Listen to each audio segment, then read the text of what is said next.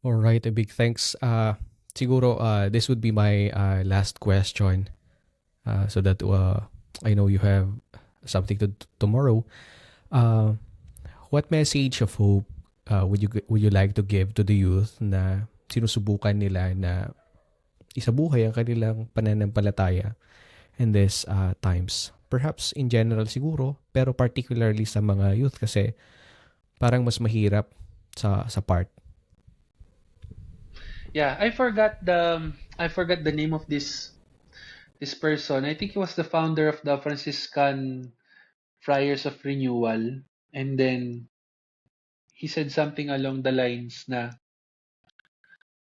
"Come to the church. It's messy. Come to the church. It's messy." Um, young people, listen to me, no, makinig kayo sa akin, no. Advice lang ng kuya nyo. Mahirap ang buhay. Tanggapin nyo na mahirap ang buhay. Huwag na kayong manisi ng ibang tao, and kahit tama naman, nasisihin nyo yung ibang tao na naghihirap kayo, wala, tama ka naman eh. Tama ka naman talaga. Pinabayaan ka ng nanay mo, ng tatay mo, ng gobyerno, ng school. Ang dami-dami mong pwedeng sisihin sa pinanggagalingan mo ngayon. Wala namang perpektong buhay, no? And I think mas familiar kayo sa words ko, pero sasampalin ko kayo ng katotohanan. Kailangan yung masampal ng katotohanan na mahirap ang buhay. At kapag natanggap nyo na yon, dun nyo palang mapapapasok yung Panginoon sa buhay nyo. Hindi ever sinabi ng Panginoon na padadalhin niya yung buhay nyo. Kapag naging faithful kayo sa Kanya, in fact, masihirap yung buhay mo. But come to the church, even if it's messy.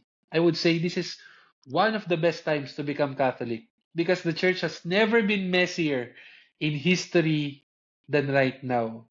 Therefore, and this is along with the lines with other Catholic commentators, this is the best time to make new saints. This is the best time in history to make new saints because this is the time when the church is lubog na lubog sa dami ng iskandalo. We need you here. We need you here. But first, tanggapin nyo muna, mahirap yung buhay. At kahit mahirap yung buhay, lika dito. No? Um, when you become a faithful Catholic, there's no there's no employment benefits. Wala masyadong benefit. Yung mga katrabaho mo magagalit pa sa'yo. Catholics will hate you. Non-Catholics will hate you. And even Catholics will hate you. The world will hate you. Baka mawalan ka ng trabaho, baka makancel ka, baka ayaw na sa'yo ng girlfriend mo, di ka makahanap ng girlfriend, di ka makahanap ng jowa. But the retirement benefits are eternal. It will be with you for the rest of time. Come here in the church. It's messy. Come here. Let's go with the mess together. There is no other religion that will tell you to confront that mess rather than the Catholic faith, the Catholic religion. That's our hope as Christians. So, young people, no, wag niyo sayangin yung kabataan niyo sa kalandian. Just to be frank, wag niyo sayangin kabataan niyo sa mga walang kakwentang-kwentang bagay. Nung kabataan ko, I was tempted with the same things that medyo bata pa naman ako, but tempted with almost the same things that you guys did.